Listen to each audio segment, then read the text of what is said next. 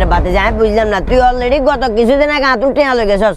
আবার টিয়া খুঁজরে টিয়া কোনটি কি করাস তুই আমার একটু টিয়ার দরকার আসলে টিয়া বুঝিনি কাকা টিয়ার দরকার ওমা তানবিরা না কের বাতে যায় কি লাইছ সর্দার সাহেব এই কথা কোন মুখে কমুক কেন কমুক কিছু বুঝিয়েন না কি কথা কোন অসুবিধা নাই আর উপযুক্ত বনিয়ারে আন্নের ভাতিজা আশরাফুল দর্শন করছে কাকা আর কত কষ্ট করে মানুষ করছি আন্নে পালা করিয়ে জানেন আজ ছোটবেলায় আর বাপ মারা গেছে আর পড়ালেখা না করি আর এই বোনের কষ্ট মষ্ট করে মানুষ করছি এ বিয়ের উপযুক্ত আর বোন কারে আন্নের ভাতিজা দর্শন করছে কাকা কে আশরাফুল এতে যেটা করে এটাকে হাসা নাকি একদম মিছে কথা কাকা আই কোনো এগুলো তুই আজ চোখের দিকে রেনি তারপরে ক কাকা আই উঠে আয় তোর বয়সী অতিক্রম করে আইনু তুই আতুন মিশা কথা কো বাইসতে পারবি কেন তোর চোখের দিকে যখন আয় রেনছি তখনই তো তোর চোখের ভিতরে এক ধরনের ভয় দেখছি আর হেতে আইবার হলে তোর গলার আওয়াজ আসতে কমে গেছে গো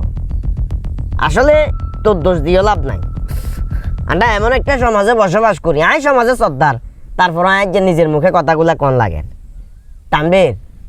এই দেশের ভিতরে অহরহ দর্শনের একটাই কারণ সেটা হলো দর্শনকারীর কখনো কঠিনভাবে শক্তভাবে কোনো বিচার হয় না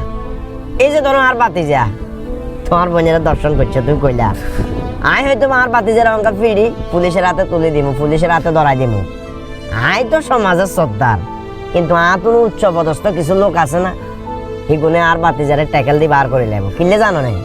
কারণ এই টাইপের কাজগুলা যারা করে এদেরকে দিয়ে অনেক বড় বড় নেতারা অনেক বড় বড় অপকর্ম করাইতে পারে খারাপ কাজে ব্যবহার করতে পারে আসলে আমি তোমার কাছে লজ্জিত তোমার কি কই সান্ত্বনা দিমু কিংবা কি কইলে তুই শান্ত হইবা অথবা কি কই তোমার বুঝ দিমু এই জিনিসটা আমি বুঝি হারিয়েন না সর্দার সাহেব আয় আর বোনের কোনো সময় আর বাপের অভাব বুঝবে তুমি নিজে হওয়া লেখা সারি দি এতের বাইত কাম করি এতের বাইত কাম করি আর বোনের আমি মানুষের মতো মানুষ করার চেষ্টা করছি অবশ্যই আয় সফল আর বোন যথেষ্ট পরিমাণ শিক্ষিত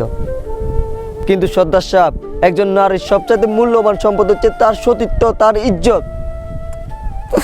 আর বোনের গায়ে তো কলঙ্কের দাগ লাগিয়েছে এই অবস্থা আর বোনের কনে বিয়ে করবো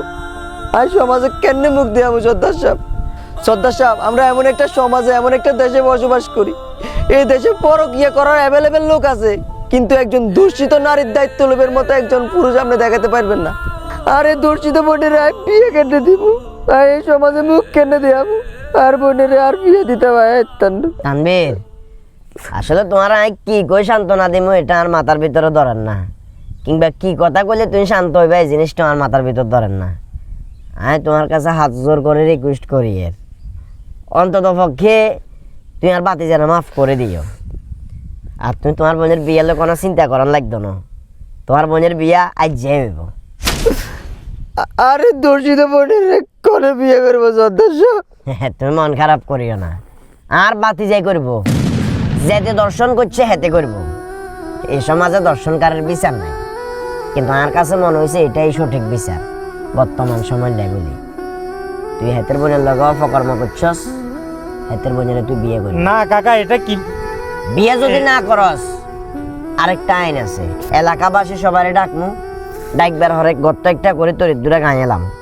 এরপর সবারে কোনো পাথর নিক্ষেপ করে তোর মারিয়ে দেবেন তুই সিদ্ধান্ত নে তুই কি বিয়ে করবি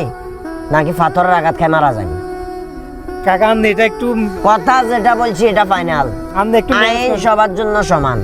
আইন অঙ্গ হয়তো বা পুলিশ গিয়ে ডাকি তোরে জেলখানার দল লয় দিতে আর মামা খালু ধরে 2-4 দিন হরে বার হয়ে যাবি এই সুযোগ আর চলতো না যেটা বলছি এটা ফাইনাল বিয়ে করবি নাকি বিকালে এলাকাবাসী সবারে ডাকতাম কোনটা কাকা আমি বিয়ে করবি নাকি এলাকাবাসী সবারে ডাকতাম আচ্ছা কাকা ঠিক আছে মনে তুন করে নে আই বিয়ে করবো মনে তুমি কইছি তানবীর তুই মন খারাপ করিও না আসলে কঠিন ভাবে বিচার যদি না করি এই সমাজে হয়তো বা দর্শন পরকীয়া এগুলা দূর করা যাইতে না যা আই বিয়ে বমু বই জানে সুন্দর করে বিয়েটা হওয়া দিব যা বাইরে যাবো যা আয়